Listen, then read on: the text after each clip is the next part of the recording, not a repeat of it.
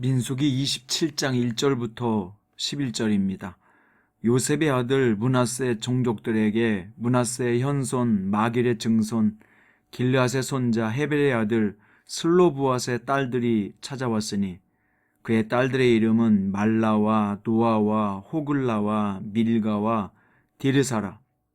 그들이 회막문에서 모세와 제사장 엘르아살과 지휘관들과 온 회중 앞에 서서 이르되 우리 아버지가 광야에서 죽었으나 여호와를 거슬러 보인 고라의 무리에 들지 아니하고 자기 죄로 죽었고 아들이 없나이다. 어찌하여 아들이 없다고 우리 아버지의 이름이 그의 종족 중에서 삭제되리이까? 우리 아버지의 형제 중에서 우리의 기업을 주소서 하매 모세가 그 사연을 여호와께 아뢰니라. 여호와께서 모세에게 말씀하여 이르시되 슬로브와 딸들의 말이 옳으니 너는 반드시 그들의 아버지의 형제 중에서 그들에게 기업을 주어 받게 하되 그들의 아버지의 기업을 그들에게 돌릴지니라. 너는 이스라엘 자손에게 말하여 이르기를 사람이 죽고 아들이 없으면 그의 기업을 그의 딸에게 돌릴 것이요 딸도 없으면 그의 기업을 그의 형제에게 줄 것이요 형제도 없으면 그의 기업을 그의 아버지의 형제에게 줄 것이요 그의 아버지의 형제도 없으면 그의 기업을 가장 가까운 친족에게 주어 받게 할지니라 하고 나 여호와가 너 모세에게 명령한 대로 이스라엘 자손에게 판결의 규례가 되게 할지니라. 아멘. 오늘 말씀의 제목은 옳다 인정함을 받은 슬로브앗의 딸들입니다. 대부분의 사람들은 구약 성경이 남성 중심의 가부장적인 제도로 인해서 여성의 권리가 매우 심각하게 침해당했던 사회로 알고 있습니다. 물론 구약 성경이 남녀 차별적 요소가 없는 것은 아니지만 사실은 하나님의 뜻을 잘못 시행한 사람들의 잘못이지 하나님의 말씀의 본질에는 남녀 차별을 옹호한 것이 없습니다. 오늘 본문은 남녀 차별을 종식시키는 귀한 자료이자 가장 확실한 증거 중에 하나입니다. 27장은 두 가지 이야기를 다루고 있는데 첫 번째는 슬로브앗의 딸들의 청혼과 또 하나는 새로운 지도자 여호수아의 등장입니다. 오늘 본문은 슬로브앗의 딸들이 청혼한 이야기입니다. 이스라엘이 모압 평지에서 두 번째 인구조사를 마쳤을 때 그것은 모두 성인 남자 중심이었어요.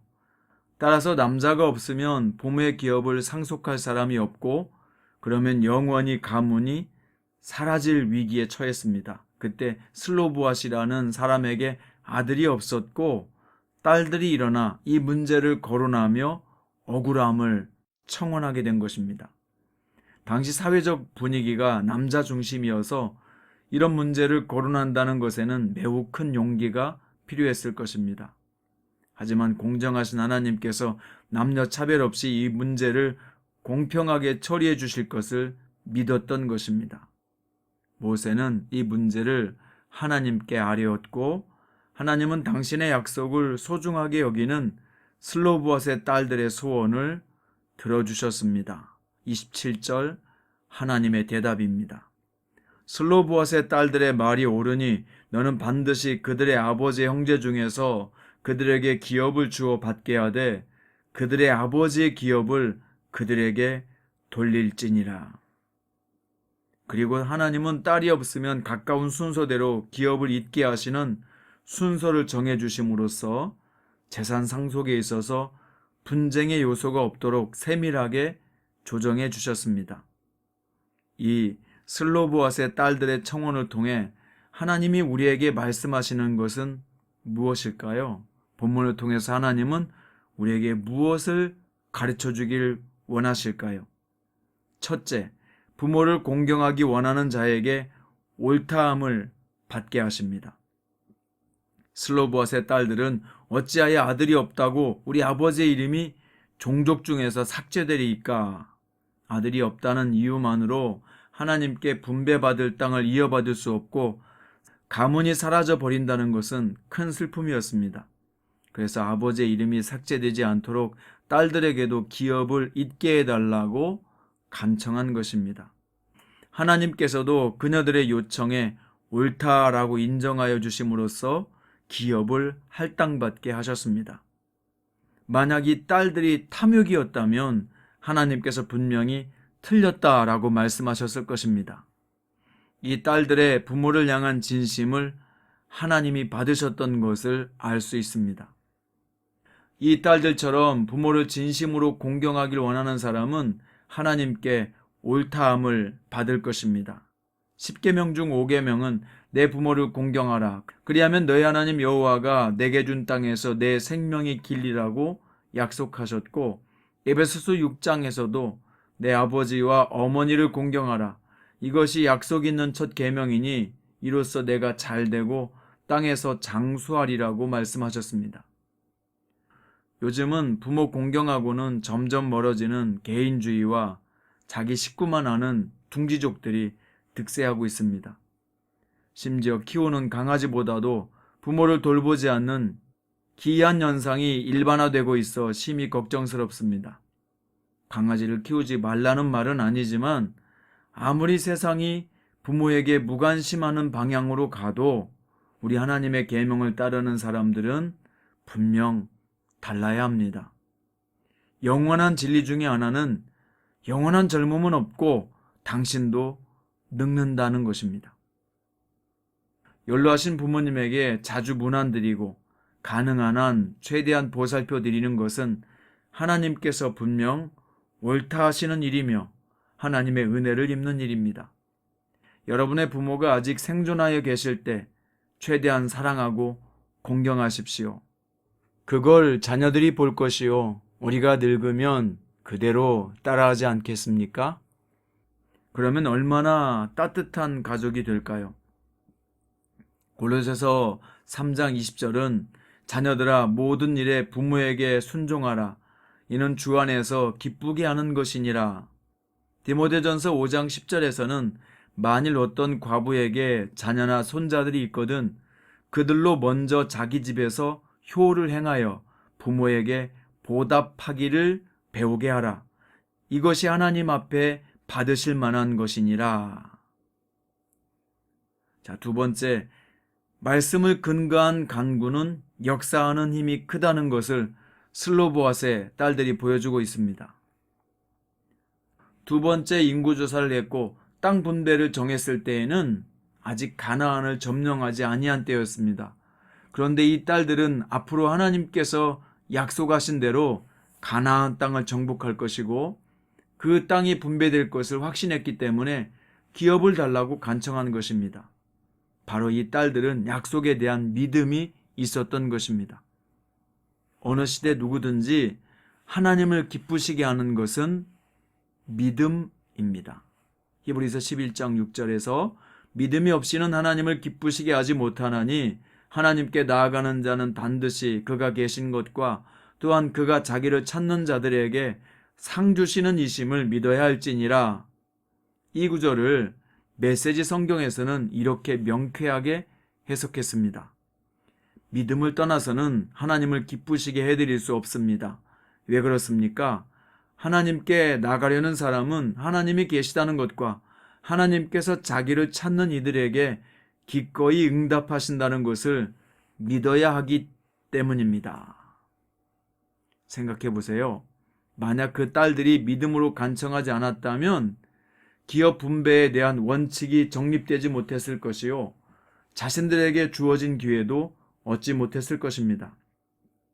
그녀들은 낙심하지 않고 하나님께서 공정하신 분이요 응답해 주실 것을 믿고 간청할 믿음이 있었던 겁니다.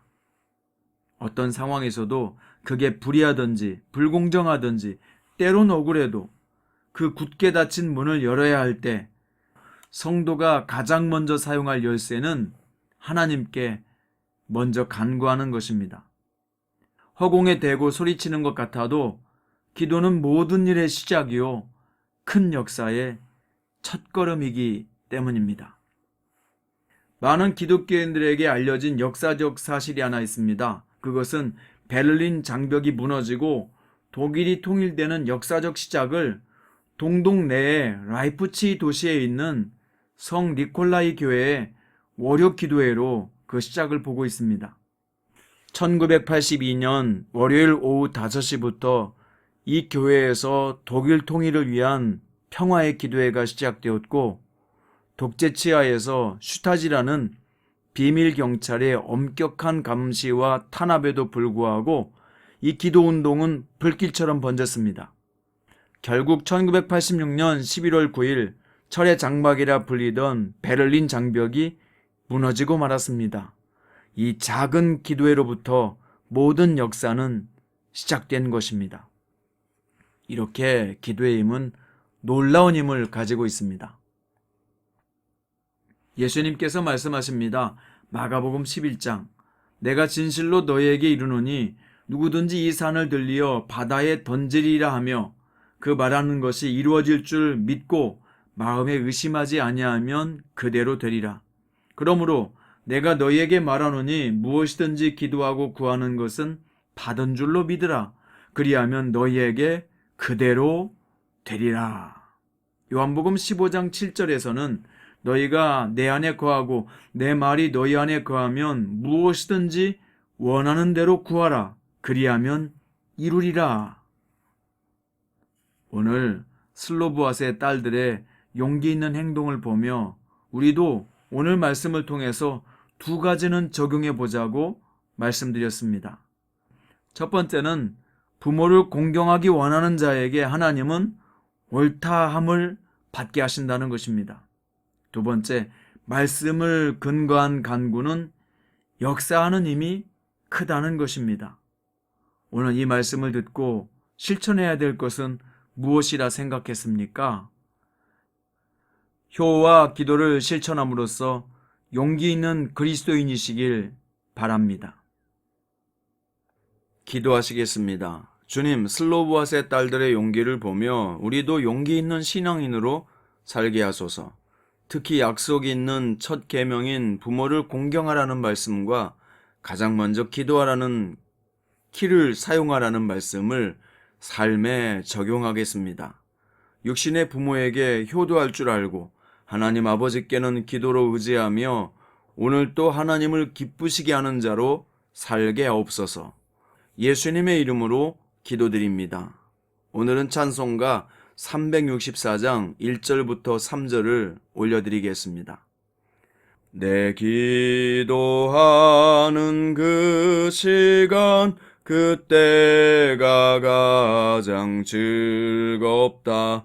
이 세상 근심 걱정에 얽매인 나를 부르사 내 진정 소원 주 앞에 낱낱이 바로 아뢰오. 큰 불행 당해 슬플 때 나 위로받게 하시네.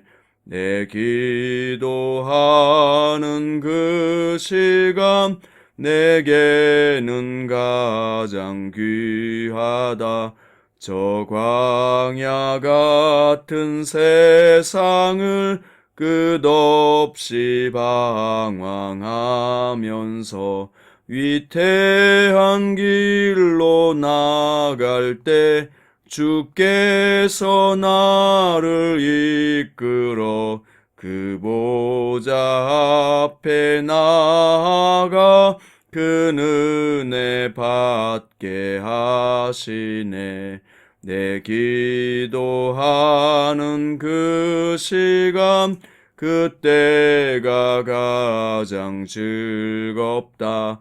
이때껏 지은 큰 죄로 내 마음 심히 아파도 참마음으로 뉘우쳐 다 숨김없이 아뢰면 주 나를 위해 복 주사 새 은혜 부어 주시네. 아멘.